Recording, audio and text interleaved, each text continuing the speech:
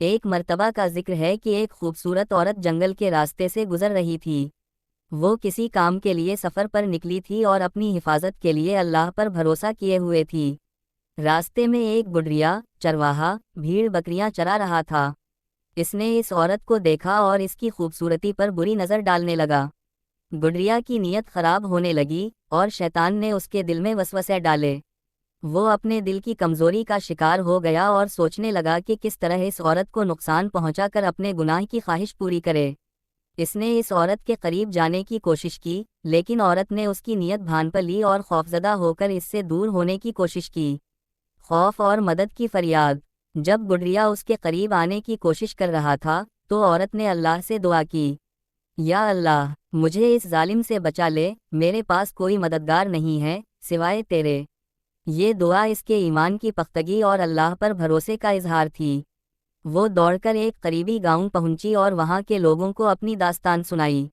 گاؤں کے لوگ حیران ہو گئے اور فوراً حضرت علی کے پاس جانے کا فیصلہ کیا، کیونکہ وہ جانتے تھے کہ حضرت علی کے فیصلے ہمیشہ عدل و حکمت پر مبنی ہوتے ہیں۔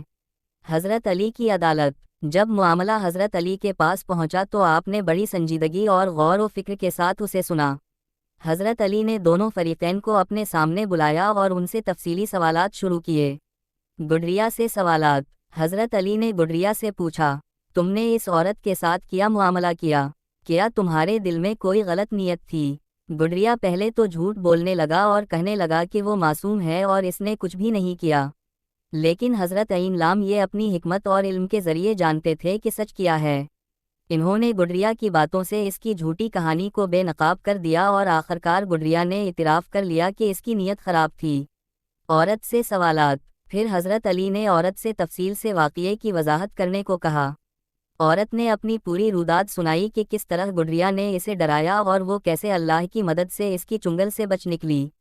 فیصلے کا لمحہ۔ حضرت علی نے گڈریا کو مخاطب کرتے ہوئے فرمایا، کیا تمہیں اللہ کا خوف نہیں تھا؟ کیا تم نے یہ نہیں سوچا کہ تمہارا یہ عمل نہ صرف ایک عورت پر ظلم ہے بلکہ اللہ کے سامنے تمہاری پکڑ بھی ہو سکتی ہے؟ آپ نے گڈریا کو سمجھایا کہ عورت کی عزت کا تحفظ مرد کی ذمہ داری ہے، اور جو شخص اس ذمہ داری کو پامال کرتا ہے وہ دنیا اور آخرت دونوں میں ناکام ہوگا۔ آپ نے اسے اس کے گناہ کا احساس دلایا اور حکم دیا کہ وہ سچی توبہ کرے۔ عورت کی حوصلہ افزائی۔ حضرت عین لام یہ نے عورت سے فرمایا، اللہ نے تمہاری دعا کو قبول کیا اور تمہیں اس آزمائش سے نکالا۔ ہمیشہ اپنے ایمان کو مضبوط رکھنا اور اللہ پر بھروسہ کرنا۔ فیصلے کے اثرات۔ حضرت علی کے فیصلے نے نہ صرف گڈریا کو اس کے گناہ کا احساس دلایا بلکہ اسے آئندہ کے لیے اپنی نیت اور عمل کو درست کرنے کا موقع دیا۔ گڈریا نے سچی توبہ کی اور آئندہ کبھی کسی پر ظلم نہ کرنے کا عہد کیا۔ سبق آموز پہلو۔ یہ واقعہ ہمیں کئی اہم سبق دیتا ہے۔ 1. اللہ پر بھروسہ۔ یہ واقعہ ہمیں سکھاتا ہے کہ اللہ ہمیشہ اپنے بندوں کی مدد کرتا ہے، خاص طور پر جب وہ اس پر مکمل بھروسہ کرتے ہیں۔ عورت کی دعا اللہ کے حضور قبول ہوئی اور وہ ایک بڑی آزمائش سے بچ گئی۔ 2. نیت کی پاکیزگی۔ نیت انسان کی سب سے بڑی طاقت یا کمزوری ہو سکتی ہے۔ گڈریا کی بری نیت اسے گناہ کی طرف لے جا رہی تھی، لیکن حضرت علی کے فیصلے نے اسے اپنی اصلاح کا موقع دیا۔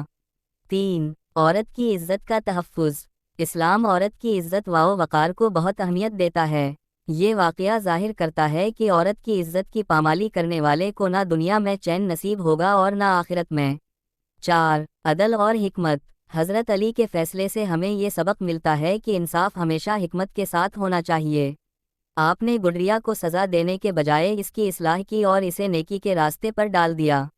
نتیجہ۔ یہ واقعہ نہ صرف حضرت عین لام یہ کی حکمت اور عدل کی عکاسی کرتا ہے بلکہ ہمیں اپنی زندگی میں اللہ پر بھروسہ رکھنے، اپنی نیت کو پاک رکھنے اور دوسروں کے حقوق کا احترام کرنے کا درس دیتا ہے۔